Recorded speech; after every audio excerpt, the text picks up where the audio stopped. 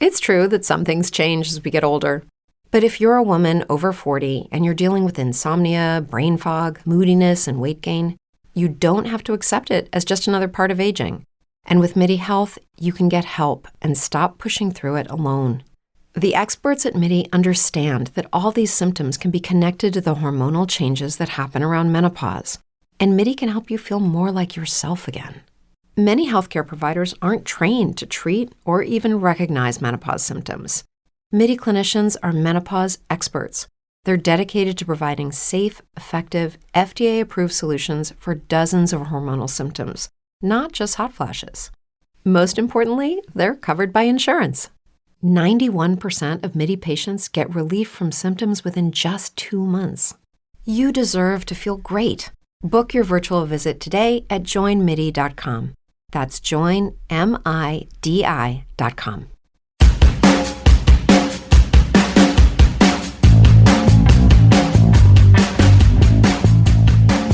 Hello, and welcome back to the Kimberly Love You podcast with Danny Calafell. Today, Danny and I speak, and you guys get to learn all about him. He's an ex-pro boxer turned hardcore, highly successful entrepreneur. He is a speaker and a visionary. He's a sales pro and so much more. His story is so inspirational, and I'm so proud to call him my friend. I can't wait for you guys to take a listen. Enjoy. So happy to have you. So excited for you to be here, Danny. Thanking you so much for coming and joining me today. How are you doing? I'm good, and thank you for having me. So, Danny, for those of us that don't really know about who you are and what you've done to this point in your life, can you give us a little bit of an overview as to what you did in your career and what you're up to today at a high level? Yeah, sure. So I started off as a pro athlete. I grew up real rough. I broken home, 14. I've been on my own since I was 14. And, when you're young, you tend to want to be around people that you could relate to and that you have things in common with versus people that are in better circumstances, because you either A, feel like you don't fit in, B, you feel like they'll criticize you, okay, or C, both, right? So you end up going into the direction of people that you can relate most to. Well, in my case, and a lot of people's cases, when they're around people that are up to no good and in bad circumstances, that's not a good thing, because it just amplifies whatever it is that you're doing, which, like I said, we were up to no good, drugs, a lot of problems, a lot of issues. And that just magnified and amplified the situation because it led to doing more drugs, experimenting more, and it was a very, very bad path that I was on. When I was 15, I think I've said this in an actual interview, but I died when I was 15. You Yeah, died? I overdosed. Yeah, I overdosed on alcohol. I was 15 years old and I drank myself to death. And they had to bring me back, with the paddles and all of that. And I ended up in a coma for 2 days. And my friends, when I passed out, like, they didn't know what was going on, so they carried me to another friend's house, and nobody wanted to get in trouble, so they basically called the police and then left. So we were young. I really don't. It's not something. Like I said, we were all like bad news. So my grandfather is the one who came. It was my grandparents. I'm trying to think. It was my grandparents. Just to imagine, I'll be 37 this month. So this is like when I was 15. So I'm trying to, and I don't remember the whole story because I wasn't awake for this situation. So I'm trying to remember and rehash this. It's like broken memories. I believe he was in the back of the ambulance with me on the way to the hospital. They ripped my shirt open. They had to give me, they started doing CPR, brought me back to life. I was in a coma for 2 days. My family came to the hospital, and then I woke up 2 days later with all this questions that I thought were pretty stupid because I was young. And the nurse was like, "Do you know where you are?" And I'm like, "Yeah, in a hospital." So they asked all that stuff, and you'd think that would stop me from doing what I was doing, and no, it didn't. About 4 days later, 5 days later, I was right back out there. Now, I do remember like the smell of alcohol and things like that. It got me pretty sick. like when I would just smell it because of the just like that such intense poisoning that I had. But it didn't stop me from experimenting more and going into, doing more drugs and stuff like that. So I lived a very, very bad life as a kid, both like, broken home at my parents separated when I was 5. My father used to travel a lot for business. And, I used to get really excited to see him. And my mother, she wasn't really that much in the picture, even though I lived with her. But she was working, struggling to pay bills. And even though my father was a good father when it came to doing his responsibility and child support and all that stuff, but I mean, it's still never enough, right?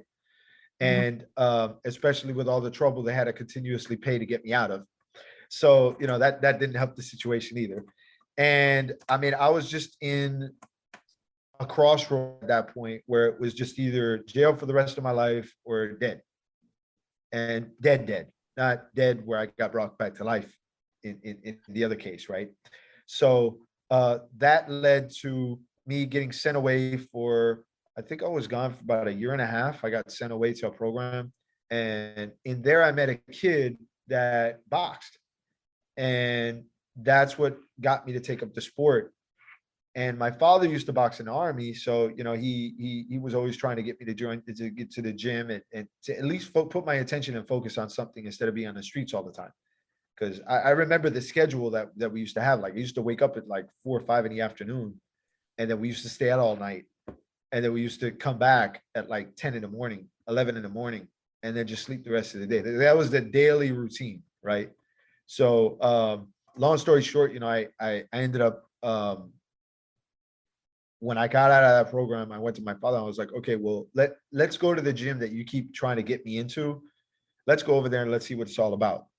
And first gym I went to was it still exists. It's on South Beach, Miami Beach, and it's the gym that was opened up with Angelo Dundee, which was Muhammad Ali's trainer. So it was 7th Street. He used to train on 5th Street, and I went over there, and from that moment on, I fell in love with the sport. The moment I stepped in the gym, and at that point, I just all of my time, all of my attention, no more smoking, no more drinking, no more drugs. No, it was just immediate.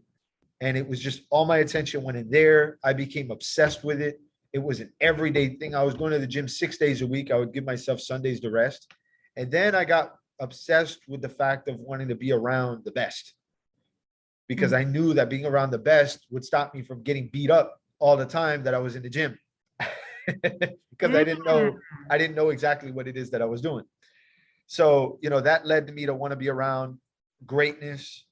Um, I also got involved in club promotion at the time. So we were around, we were booking a lot of the big name artists and celebrities and A-list celebrities that everybody would either read about or watch on TV and see on the news and stuff like that, or see all updates with and all of that. And when we would book them, my thing was I wanted to get close with those artists and those celebrities because I knew that boxing was a journey that I wanted to be on, and I wanted to get in close with them so I could see what it is that I could do for them, what it is they could do for me, and what we could, what type of relationship we could build long term to see as far as like sponsorships and stuff like that. So that led to me getting to know a lot of different types of celebrities and A-list guys and ladies. And it was a great experience, opened up a lot of doors for me, opened up a lot of connections.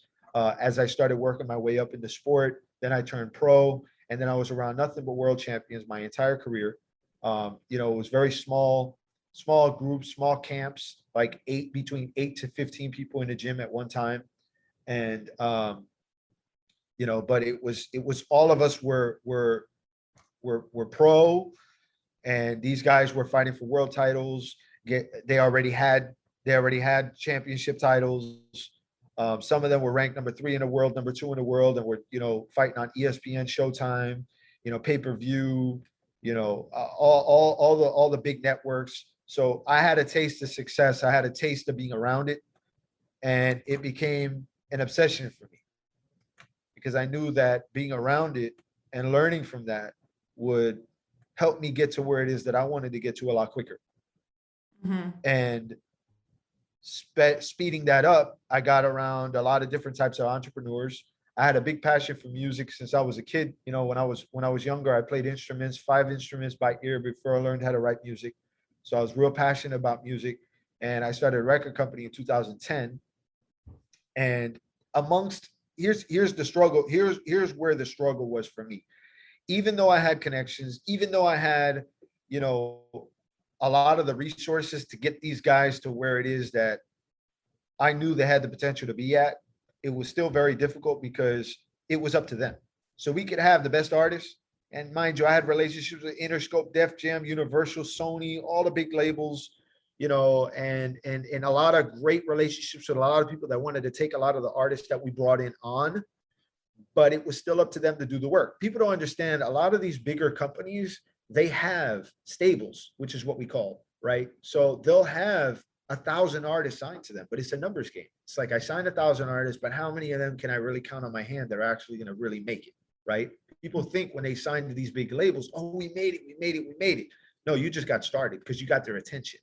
Now you have to get their attention to the point where they were to get them to want to invest in you because they see you're able to bring an audience. They see you're able to bring tickets in, sell tickets.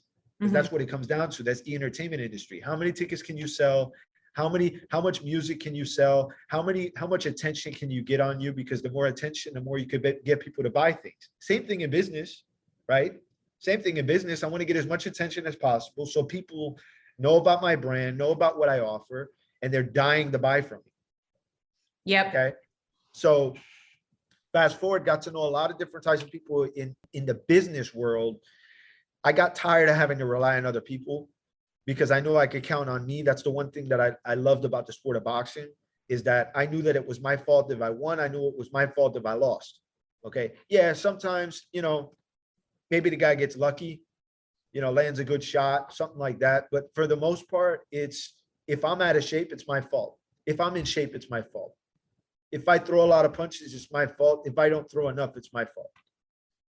In business, I didn't like the idea of having to put that fault on other people, even though I was working hard, even though my partner and I, we were dumping a bunch of resources and money into the artists and into the business itself. It still wasn't enough because if that artist didn't perform and didn't do what was necessary in order to get out there, didn't go to the studio, didn't show up, didn't put high enough quality of music, it wasn't going to work. And I didn't like that. So that's what geared and shifted me towards more on the side of corporate business, more on the sales side of things, because I knew that at that point I had to rely on myself. And I knew that, you know, I'd never let myself down. Okay. Other people I knew had the ability to be able to let me down, but I knew that I would never let myself down. So got to the point where I started diving a lot more deeper into business, understanding, you know, the fundamentals, and getting around highly successful people and using, you know, my story and the momentum that I created and that I got from being in the entertainment industry already. It led me to establish more relationships and get around more people. And I mean, from that point, I started the company that I have now, which is a consulting firm. And it transformed into this. Originally it was just, you know, a few services, and I wanted to really shift it still towards the entertainment industry, but I knew that there wasn't really a lot going on there compared to what it is that I can do here. And then I had to let go of boxing eventually because, you know, for me, it was very selfish for me to stay in that sport because I was doing it for me. I wasn't doing it for other people. I was doing it for me because what a lot of people don't understand in the sport is nobody just picks up one day and decides they want to be a professional fighter. It's not, you know, it's not something that you think of or you dream of. It's something that it's something that happens inside of you that gives you that fire to go out there and do that. Because people don't understand it's a dangerous sport. It's not something like, you know, I hear people and I laugh sometimes. You know, I hear people that are like, oh yeah, I used to train in boxing and this. And I'm like, yeah, but you don't understand. We're not the same. It's not the same thing. You have people that go in that ring and don't come out. Like it's serious, you know, and then they're not getting paid enough as it is. So they're risking their life to put on an entertaining show. And at the same time, they're not getting paid a good enough amount of money. That's why you saw a lot of backlash. But that's why you saw a lot of backlash this past weekend, with the Mayweather fight, because you had a lot of fights on the undercard that were, other, celebrities, but this is not something they did. And they're talking about all the money they made. And you have some fighters that are really good and they don't get those opportunities because they don't sell enough tickets, which is another story. But the point that I'm making is that it's not what people really think that it is and understand it to be. It takes this very special person, and you have to have a lot of pain and you have to have a lot of issues inside of you to be able to pour out, to toughen it out, to go through the rigorous training that we used to go through and everything like that. So, leading back into the business side, that's what created a lot of discipline that I have now. That's what created my work ethic. I work 7 days a week, 18-hour days. And, You currently work 18 hours a day? Yeah. Wow. So for me to let go of that, now going back to the boxing thing, I'm just going back and forth for a second. Like that whole boxing thing, it was very difficult for me to unplug that because it was a very emotional thing for me because I had a lot tied into it. Okay. A lot of pain, a lot of things that I was dealing with. It saved my life. It really saved my life. Like, to this day, I admit it. Had it not been for the sport of boxing, like I said, we wouldn't be having this conversation right now. I'd either be dead or in jail. Yeah. Like, there, no question, right? So, I cut that because I knew that I had to continue on with everything that I'm doing now in business. What I plan on doing in business, things that I plan on ramping up in business. And I understood that I couldn't do both. And it was very selfish of me to stay in the sport because I was doing it for me. I wasn't doing it for others. Where in the business that I'm in now, I'm able to help a lot more people. I'm able to do things for a lot more people. I'm able to create a lot more opportunities for a lot more people. Yeah, it's such an interesting story to hear this because it's almost like the first third of your life, you were battling self-mastery. And once you kind of found a place to pour your energy into that, to your point, was actually cathartic for you, where you could release the pain that you had already endured through this troubled childhood, you were able to heal yourself through boxing. And then it's almost like once you kind of felt whole within yourself, you got to a place where you were ready to then shine light and give to the world. And I just think this is such an important point that you're bringing up about, enduring the pain and figuring out who you are and becoming truly solid as a person and being able to stand on your own 2 feet and with confidence and in a productive fashion. And only then, once you were really able to nail that and feel completely solid, were you truly ready to step into your highest, which is where you are now, which is such a beautiful and incredible place. So I'd love to hear more about what you're doing now and how you've been able to serve others in your consulting business. Well, here's what I do want to say. I wasn't ready to jump all in. It's just something that I just knew that I had to do. So it was that's where that discipline came in. It was just something that I had to do because it was very emotional for me to cut that tie. I'd be lying if I told you it wasn't. It to was leave very boxing? difficult. Yeah. Oh, I bet. I cried. It was a very emotional thing for me because it was an attachment. 18 years of my life went to that and that only. You never played sports before that, Danny? No. Wow. So what time? Well, yeah, I was into hockey when I was a kid, but that wasn't something I took serious. I only did it because other friends were doing it. Right. So what age did you actually start your boxing career? 17. 17. And you did that until you were?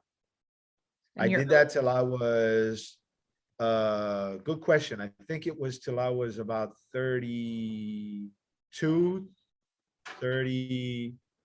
I did it till I stopped at 2014, 15, 14. So around 30 or so in your 30s. Yeah. Okay. Got it. I don't know how you did that because can I tell you something? I can't even watch boxing. It's too upsetting for me. I don't know how on earth you could do that sport. But I love how you talked about it's because it takes a special person that's damaged, that has this grit and the pain and all this stuff that they can pour into it. Can you talk a little bit more about how you were able to channel that toxic pain inside of you and how you were able to channel that into something productive in boxing? Like, I guess there's a lot of people out there that carry pain, and I think they struggle to do what you did, which is to take that pain and to turn it into something positive. Can you talk more about, I don't know, just tips for people that are trying to turn the tables and make lemonade and all of that kind of stuff and that mindset? What was that process like for you, and any tips you might have for them? Great question. I mean, it's something that I you know what I mean, when it came to the rigorous training, it was like that's when I would like build up like that anger, that pain, that sadness, like everything would come out of me during training. And it was like, I mean, now mind you, we're not training for an hour. We're doing 3-hour sessions nonstop. Like there were times where we would do drills on the heavy bag, hitting the bag. There would be times we did the drill, we do it for at times like 15, 20 minutes straight, no breaks. Okay. So like, there's times where we would have sparring sessions and we do 5, 8 minutes. Sometimes we turn the timer off. Like it was rigorous training. Like, and that's where all that frustration and everything, it stemmed from inside, but it was released, you know what I mean, with all the workouts and everything like that. And then leading up to a fight, that's why you see a lot of fighters with, they build up this anger. They build up, that's where that comes from. If you read up on a lot of stories of a lot of these fighters, like that's where the connection comes from. That's why you see some of these audiences, they connect with these guys so much. They connect with, I'll throw myself in the mix, like they connect so much because they start to learn more about their history and about their past. Like, for example, like you have guys like Floyd Mayweather, who grew up in the sport, but at the same time, he didn't have a childhood. He didn't have a childhood because his father was so hard on him and being in the gym. So now, like, you'll see him, buying toys and stuff like that. You look at other scenarios like that. I could tell you the same thing that happened with Michael Jackson. Same thing happened with DMX. Okay. DMX that, he used to go and take time off of, like, if he was doing like a film, like one of the films that he did, like with Jet Li, they talked about that he went and he spent thousands of dollars at the store up the street to go fly helicopters and fly airplanes because he didn't have a childhood. So Wow. it's just little things like that you start to appreciate the person, and that's what makes the fan. And then they start following, and then they start realizing that that's where the connection is. So then when you see the fighter go in the ring and they fight, it's like you're rooting for them because you want them to win, because you know their story. You have that connection. Right. That's why you hear a lot about like fighters like Manny Pacquiao, where, after he would win fights, he'd go and he'd buy electricity for the city, or he'd go and he'd feed communities because they were very poor. Like you had another fighter, crazy guy. I can't think of his name, but he was from Nicaragua. And that's what he did. He took his entire purse and he put the electricity on for his country. Wow. As you're talking, this is really, you might think this is weird, but as you're describing the emotion behind this sport that I've never had the connection into, or the visibility, because like I said, it to me, it feels violent and scary and upsetting, because I think I'm a mother, so I get like, it upsets me that someone's getting hit like that. But as you're describing it from your lens, I actually have a mindset shift, and I have a new appreciation for the whole experience because it's almost artistic. Okay. And it's interesting because I can now actually make the connection between your love of music and how you had this entire kind of history with music and 5 different instruments, and now this different art form in boxing. It's a form of expression, as you're describing, that you have this release of emotions, and you're channeling this energy, and it truly is, and it's an art form, because you're showing people through you're physically getting out this anger and the pain. And it's a beautiful, as odd as it sounds, it actually is a beautiful form of expression in the most violent of ways. So it's very interesting hearing about kind of the insider's perspective of boxing, and that the connection that you have. And so I love that you talked about the connection that you have with the boxer and understanding their story and rooting for them. How does that then translate for you inside of your business? And I bet you it makes you a killer marketer and branding expert and salesperson. Can you kind of speak about how some of those skills have translated into your business life? Yeah, sure. So like, that's exactly what I was going to transition to. So like, how you relate to this, great minds think alike. So how you relate to this, so how you relate it to business is like, I took all that grit and all that discipline and I just poured it into business. So it's like, when I dove all in. My father was in corporate business. He's worked with huge companies. He's also VP in my company. And I've had a family of entrepreneurs. My grandparents were pharmacists. My grandfather had medical centers in New York. My other grandfather came to this country from Cuba with $5 in his pocket. He made his first million in 5 years. And back then that was, a lot. I mean, we're talking about in the 50s, So, and that was my father's father. Then my uncle was a VP of Exxon. He just retired. He was the VP of Exxon Mobil. So, I mean, I have, in my family, a lot of people in business, and my father was my go-to when it came to, understanding, as far as like some of the fundamentals, but then it was also being around a lot of highly successful entrepreneurs, a lot of highly successful people. And that discipline just made me want to become obsessed with learning as much as possible and never quitting on learning and never stopping when it came to work and when it came to, all aspects. So it's like I engulfed myself. So when I tell people that I've been in business for 11 years, I've had my company now for almost 10 years. Actually, next month marks 10 years. So, I mean, you could take that 11 years and you can use it as like a compression of about 20, 25 years, just because the level of magnitude of the type of success that I've had the opportunity to be around, and I've put myself around. I've been around billionaires. I've been around multimillionaires. My mentors, one of them, Grant Cardone, we'll get into that. But, I mean, I have, among others, like I forced myself to be into uncomfortable situations, uncomfortable environments, because I knew that it would make me better. And learning all that information, I just applied it to business. I applied it to what it was necessary for me to be able to have to do in order to hit the high levels of success that I'm looking to hit, that I've accomplished so far, that I'm on track towards, and then I just convey that over to the businesses that we work with now. So diving into my company, yes, it's a consulting firm. We have 20 different services that we offer to businesses. We work with Fortune 500s to companies doing 2 million. Our sweet spot is between small to mid-sized companies. That's like, that's the area for us. And we scale them. So I'm in a business of scaling. I take all the information that I've learned, all the information, all the different types of partnerships that I've established and everything. And we just use that to help businesses to get to where their potential is, which I feel is a lot more than a lot of people give themselves credit for, and a lot more than a lot of people, actually focus on. A lot of people focus on what they want. It's not about what you want. It's what your potential can take you, or where it can take you to. Yeah. Okay. So there's a few things I need to pause you on right there, because you've already hit on a couple things that are actually really big.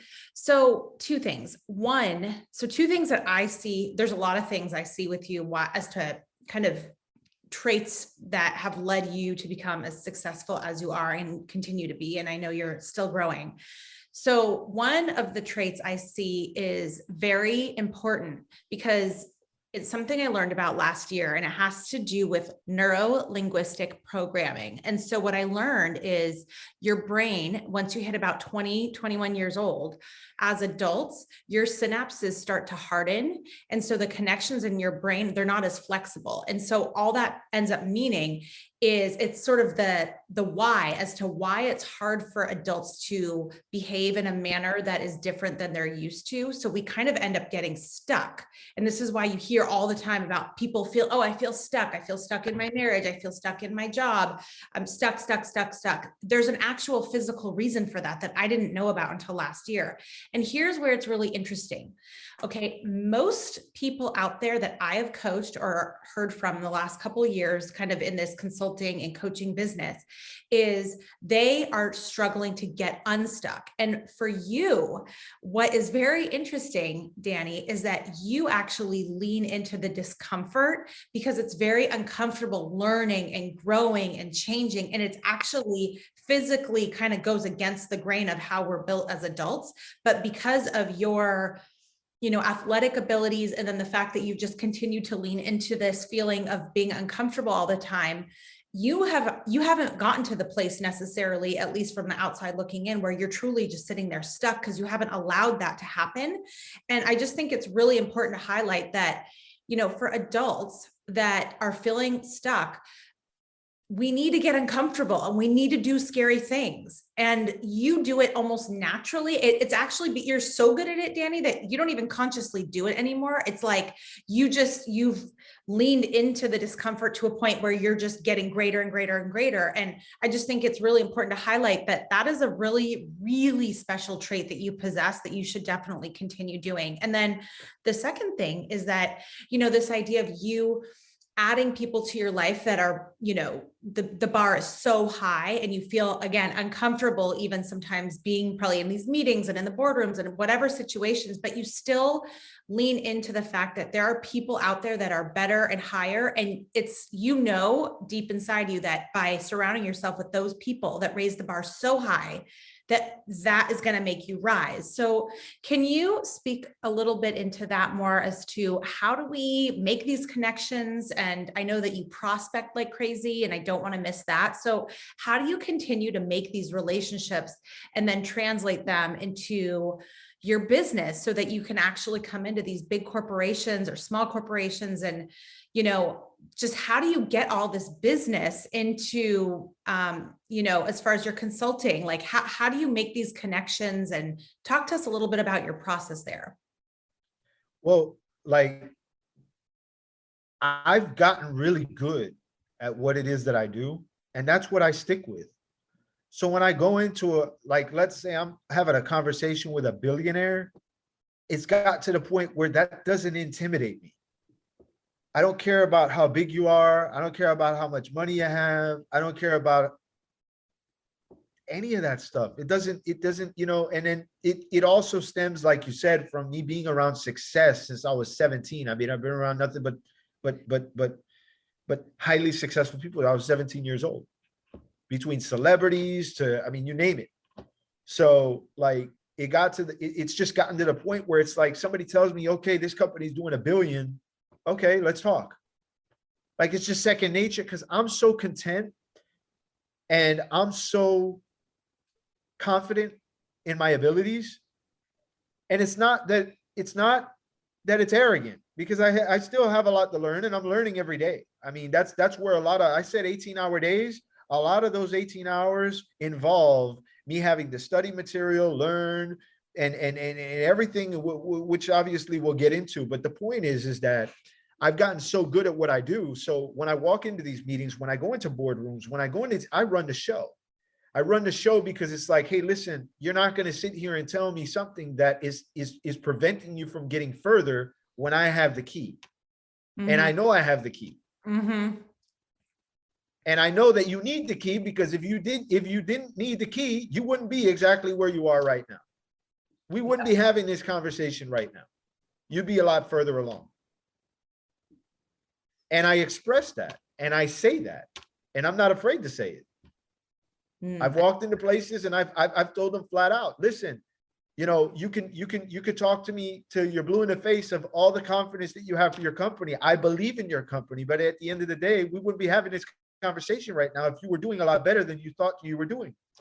Absolutely. And that's Point the blank. role of a consultant, right? The role of a consultant is we go in and we diagnose a pain point. I always say consult because I have, a decade of management consulting experience myself. So when people are like, well, what is consulting exactly? Because they don't understand what they just see that you're on planes and they don't know exactly, they don't understand it. And I'm like, that's by design. It's okay. It's because no project is the same. But I always say consulting is like, we're like doctors for businesses, right? So we come in and you say something hurts or it doesn't work. And then we have to ask a bunch of questions to figure out exactly where it hurts. And then we come up with ways to kind of solve for that. Right. So, Correct.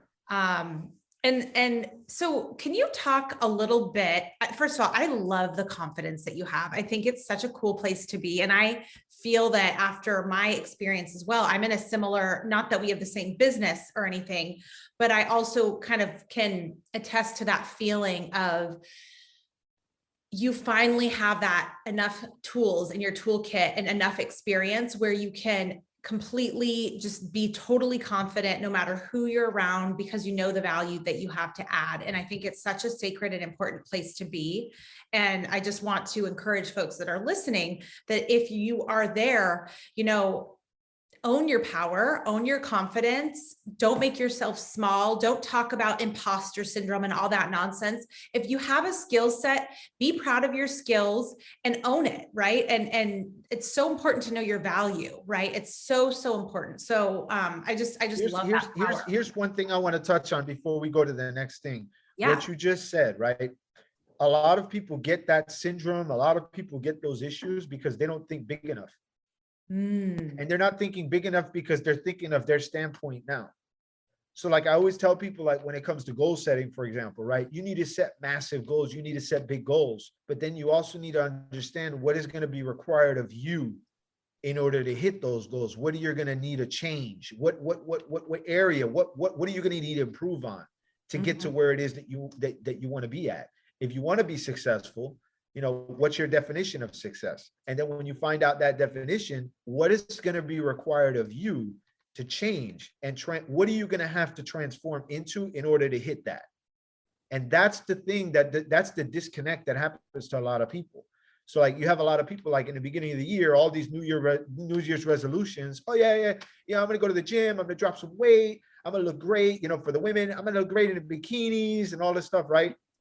What happens in February? No more gym. Diet's done. Because the goal wasn't big enough. We always talk about this, right?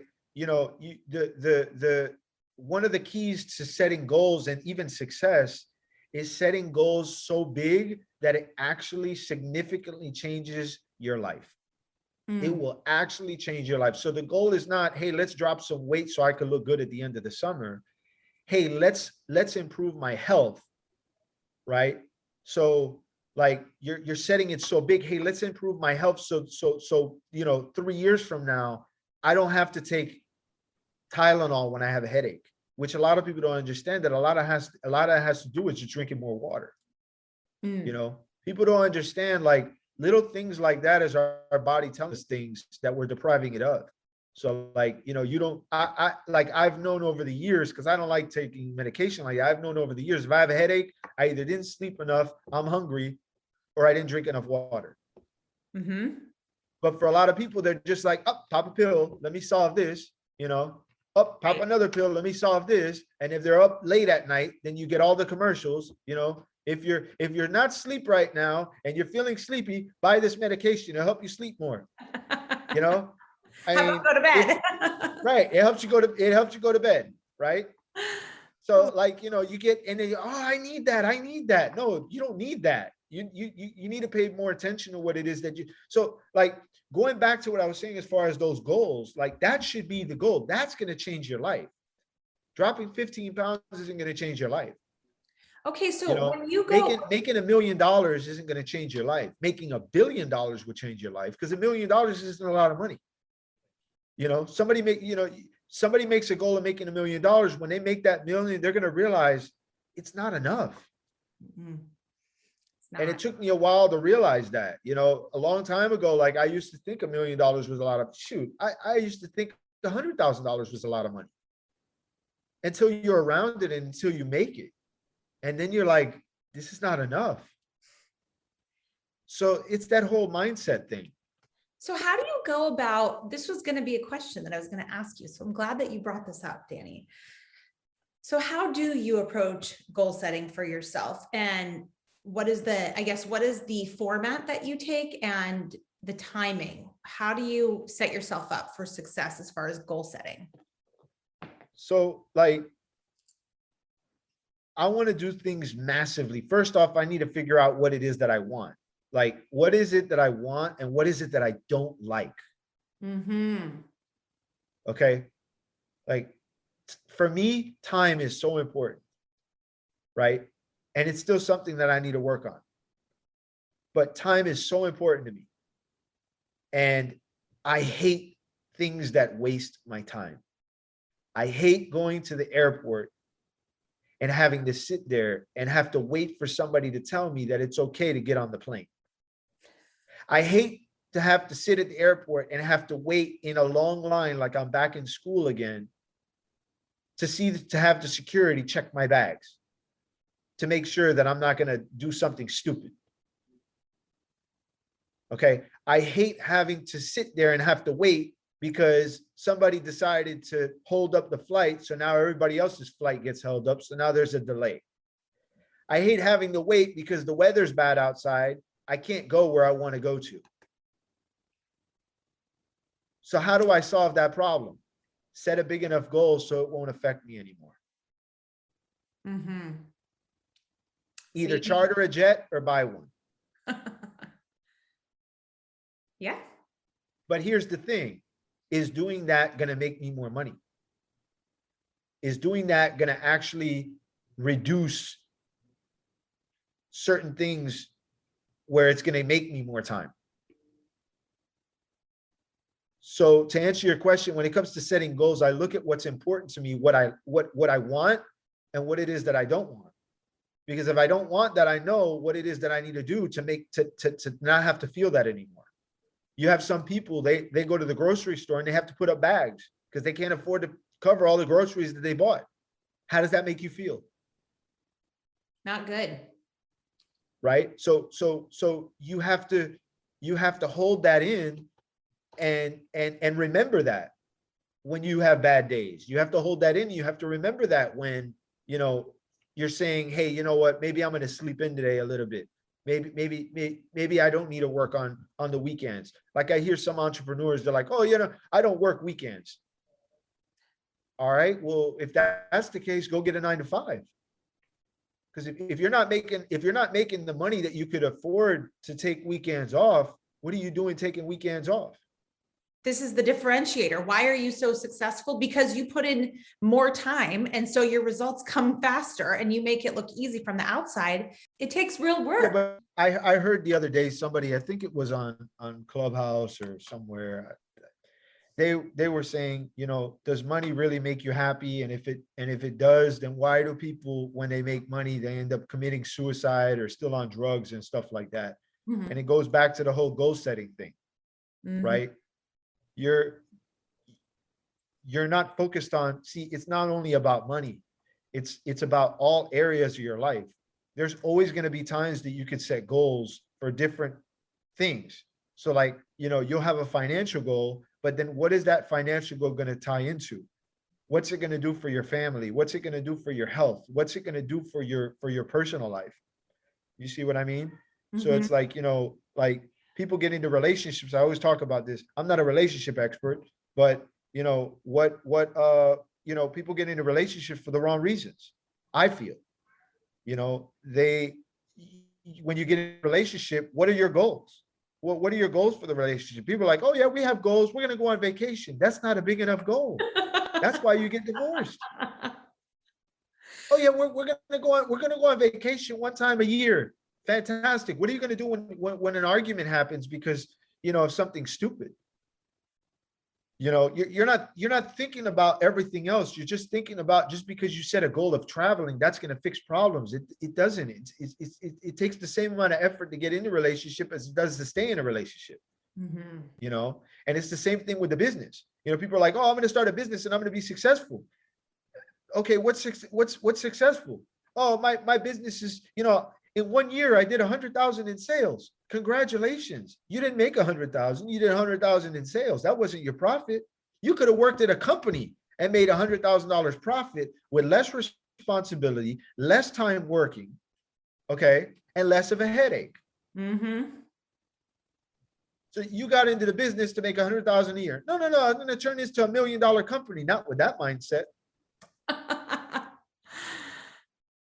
I love it. So, I mean, my whole thing that I explained, like, people need to set bigger goals. The whole reason of starting a company is not to make $1 million. The whole reason of starting a company is to do something that you cannot do on your own, and you cannot do working for another organization, and also to put back into the marketplace to help other people. Because if I start a company, I want to make the company so big so I can give people opportunities. I was in a room on Clubhouse one day, and I heard a kid, and he was like, I'm working at this company and I feel stuck. And I said, well, it's time for you to find another job, because if you're providing a lot of value and this company can't pay you, then it's time for you to look elsewhere and show your value to that company that could pay you money. Right? You can make 80,000 a year. He was like, yeah, I can make 80,000 a year. I said, so go find a job that could pay you 80,000 a year. Then I went in the room. When I was in the room, I was like, all right, now everybody unmute yourself and volunteer if you can hire him and pay him $80,000 a year. And nobody was able to unmute themselves and say that. Nobody was able to offer him a job. And I said, now I want to ask you guys something else. How many of you would like to have a company right now and be able to hire this guy right now with his skill set that he has and pay him $80,000 a year? And everybody agreed. And that's the point of starting a business. Oh, I love that. I love it. So how do you go from being the solopreneur to kind of scaling your business, like your own business? And then I know you scale other companies as well. How does one do that? If they're trying to build a business, a company that they can scale and provide opportunities, what does that look like for them? You have to learn how to sell. You have to learn how to run the business. You have to learn how to run the business and not let it run you. A lot of people, they're these solopreneurs. I don't like that word, solo. You can't do things by yourself. Anything great, you can do things by yourself, but you're not going to be very successful. It takes partnerships. It takes, relationship building. It's a team effort to do things big of that magnitude, and in order to learn more, in order to be able to scale. Yeah, but I need to get around those type of people that are going to be able to pull me, that are going to be able to, like it all stems from mindset. People are solopreneurs and they think that way because of the people they have around them. I always talk about this, two things for success. You need to have the right information and you need to have the right people around you and surround yourself around the right people. That's it. For me, those are the two things. You got to have the right information. And it's not about getting to your goal eventually. It's about getting to your goal as quickly as possible. I don't want to be 70 years old. Okay. I don't want to be 80 or 90 years old in a wheelchair, having to be pushed around to all the places I wanted to visit. That's not fun. That's not the point of this. I'm going to get there eventually, then I'm 90 years old, having to have a freaking tank attached to my wheelchair, having to breathe oxygen in. Okay. And I'm getting rolled around, but hey, there's Mexico, the pyramids in Mexico, and oh, I can't go over there because they don't allow wheelchair access. That's not fun. But that's everybody's mindset a lot of times. Not everybody, but most of the people, like their idea of success is doing all of this, but how fast? So my key is, where can I get access to that information? And the information that I get, is that information going to get me there faster or eventually? And then the people that I have around me, are they pushing me or are they pulling me? Are they knowing that I have to work extra hard, and are they pushing me to do that, or are they telling me to relax a little bit? Mm-hmm.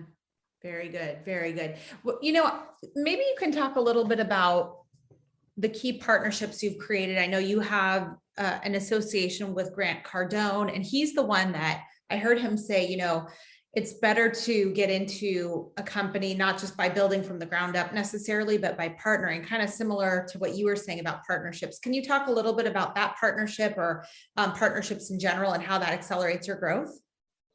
Yeah, sure. So like I got with Grant um, a little over 2 years ago, and and then a partner of mine, and him and I are now, we're partnered with him, and I mean we have a lot of great things going on there, and I got with Grant because I was looking for so long for I had a lot of programs in place. So like with my company, like I mentioned, we have 20 different services, right? One of them is business programs. So like sales training programs for teams, and a lot of it having to do on the consulting side and so forth. And then I had a lot of programs that I was building out.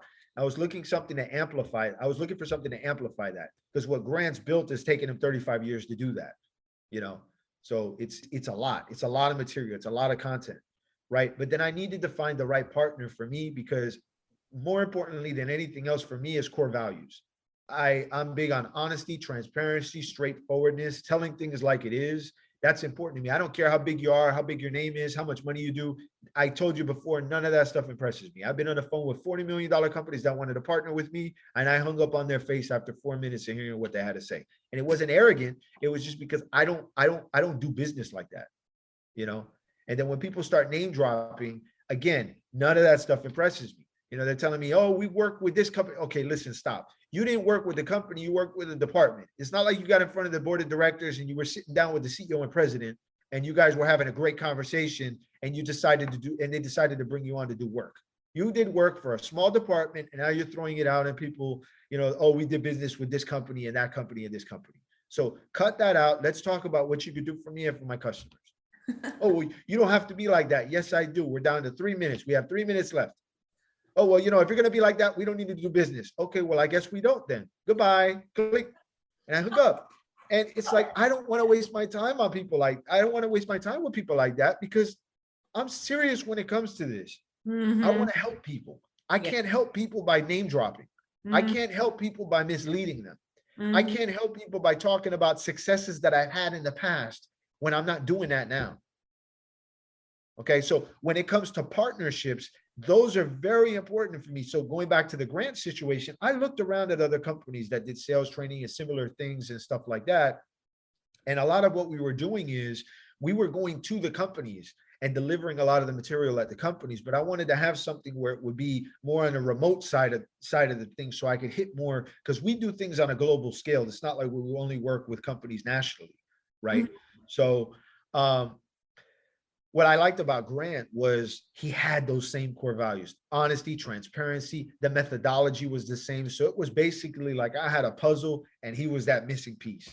And in exchange for that missing piece, I was also able to learn a lot more.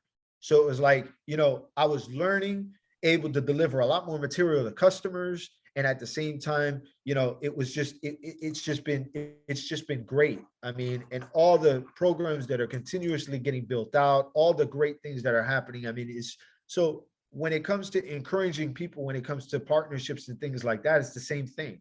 It's like, don't focus so much on, on the name recognition. Focus on if it can actually truly amplify what it is that you're doing. So to the point that Grant made, which he always talks about, you don't necessarily need to have your own business. It's just a matter of working with somebody who maybe have something that you're good at and that you can add on to amplify what it is that they already have going on. That's great, because it eliminates the mindset of, I'm going to do this by myself. Mm-hmm. There's a lot of entrepreneurs that want to be entrepreneurs, but they don't have what it takes to be one. For example, the ones that want to take weekends off. You know what I mean? Like it's a lot of people don't understand and don't comprehend the amount of grit and energy and devotion and dedication it takes to be a successful entrepreneur. Everybody can be an entrepreneur. I'm talking about a successful one, and not one that makes $1 million a year in your company. Okay, that's not successful. So like, you have some people with that mindset. And my thing is you want to throw some stats out there. 3 out of 4 millionaires work for somebody else. Now, why do they do that? Because they know where to put their money. All right. And at the same time, they also know what their limitations are. So they'll stick with a company. They'll go where they're valued at. They'll create value to add on to whatever organization they're going to go with. And then they make that money and they know what to do with the money. So I tell some people, you don't even have to own the business. You don't even have to run the business. You could own the business and pay somebody else to run it for you while you're working at another company. So now you're making a steady flow of income. And now you're getting income from the company that you own, but you're paying somebody else to run it. Mm-hmm. And that's why I said, everybody wants to wear that hat. I'm CEO, I'm president. It's not about that. I love that. Okay. Last question for you. Am I dropping enough for you? Oh, you're dropping tons. I love it. Loving it. You're doing awesome. You said something to me that really surprised me, and I want you to share it with us. So tell us about your prospecting. How many prospecting calls do you make a day? What does that look like? And why do you do it? How do you do it? Like, what is that all about? How do you do your prospecting? Tell us. Phone calls, emails, whatever. I mean, I walk up to people like when before COVID and everything, like, I would just go out places, and if I'm eating or if I'm, having a coffee or something like that, I mean, and I overhear somebody talking about business, I'll flip my chair around, introduce myself, drop my business card on the table, and just start having a conversation. Like, I'm just so used to just going out and just talking to people. Daily, I mean, making 100 calls or more. I try to make more. It's just that I have a lot on my plate right now, but I'm trying to devote a lot more time, and I'm working on it to making a lot more calls, because 100 is nothing. Like, I should be making a lot more than that. Where do you find these companies or these prospects when you're? I mean, you could just go on Google and look them up. And what is something that you would Google? What type of company are you looking for when you're prospecting? What does that look like? For me personally? Yeah. Any company, because every company needs sales, every company needs exposure, every company needs better people to work for them. Every company fits our radar, as long as they're doing the numbers that we know that they need to be doing in order to qualify for us. Because you teach them how to improve their sales. You do sales training is one, Yeah. And I know you have a lot of different services you provide. Right. That's one of them is sales training, but it goes even beyond the sales training as far as the programs, right? So a lot of people think, like, when we talk about sales training, it's just sales training. I mean, we have negotiation, business, motivation, time management. Like, there's a lot of courses that go into there. I mean, we're looking at over 3,500 courses that you provide your clients. Yeah, that we provide. So it's a membership. They'll sign up to be a part of your membership, and then they get access to a gazillion training materials. Right. So we do it 2 ways. We have live training, and we have that online platform. Online platform is Cardone, which you're familiar with. You log in, you get a username, password, you log into the platform, you watch a video, you take a test. Then we take it a step further, where we think of it like this is a membership to LA Fitness. You go to LA Fitness, you get that membership, but you get that private coach. And that private coach is going to put you on a diet regimen, talk about your goals, and help you get there a lot quicker. So instead of you having to do it on your own and figure it out, or possibly injure yourself, and in this case, possibly, waste your money and talk about it's not working, okay, then, we have that additional push that we give. So we do live training and then the online portion. Okay. And how often do you get access to a live coach? That would be based on whatever package they get. Because we have different packages, and then we have different programs. Okay. And we have different price points, depending on where the business is at, depending on how many salespeople they have, depending on where the company is at. We just launched. I just put this together as far as the packaging, but we just launched something a couple of weeks back for private coaching for even people that are just looking to get into business, period, salespeople, right? And that, that's like the minimal package that they would get into.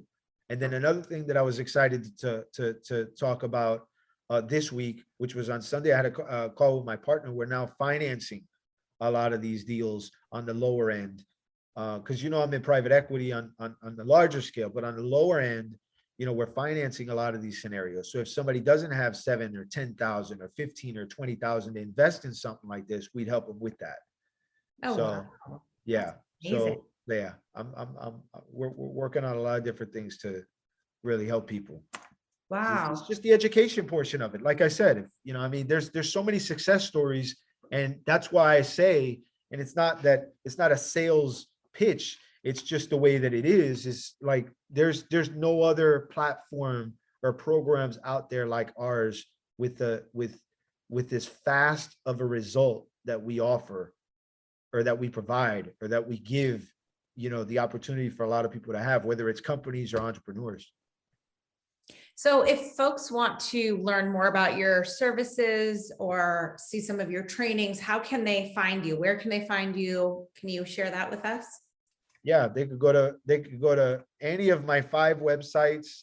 They can they can just go on Google and just Google my name, which I actually prefer, because it took me a very long time to be able to say that.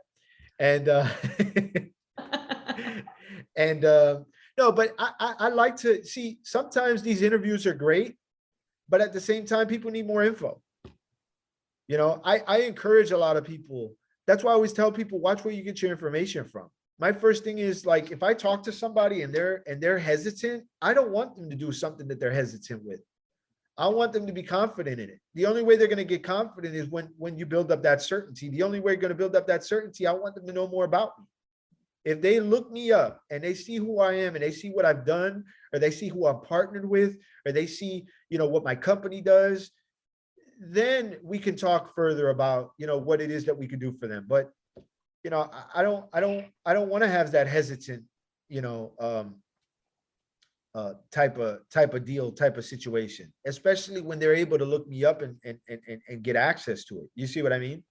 Okay, so for anyone that wants to learn more about Danny Calafell, just Google him, okay? Because it's taken him a lifetime to be Googleable, if that's a word. And he's proud of it. So before you check out any of his business offerings, get comfortable with him. He's an amazing guy. I have actually watched some of your past videos on trainings and things like that, and definitely a solid, wonderful, wonderful guy, both personally and professionally. And I appreciate you so much. I absolutely adore you, Danny, and I love talking with you. So thank you for being here. Thank you. Thank you for having me again. All right, that is it for today. Now, as you know, some of our best conversations actually happen after the show. So I want you to find me on Instagram at Kimberly Lovey and let me know your thoughts about today's show. You can screenshot this episode and let us know what your biggest takeaway was and tag me at Kimberly Lovey, and we can share it on our stories. I will see you again, same time, same place next week. It's true that some things change as we get older. But if you're a woman over 40 and you're dealing with insomnia, brain fog, moodiness, and weight gain, you don't have to accept it as just another part of aging. And with MIDI Health, you can get help and stop pushing through it alone. The experts at MIDI understand that all these symptoms can be connected to the hormonal changes that happen around menopause, and MIDI can help you feel more like yourself again.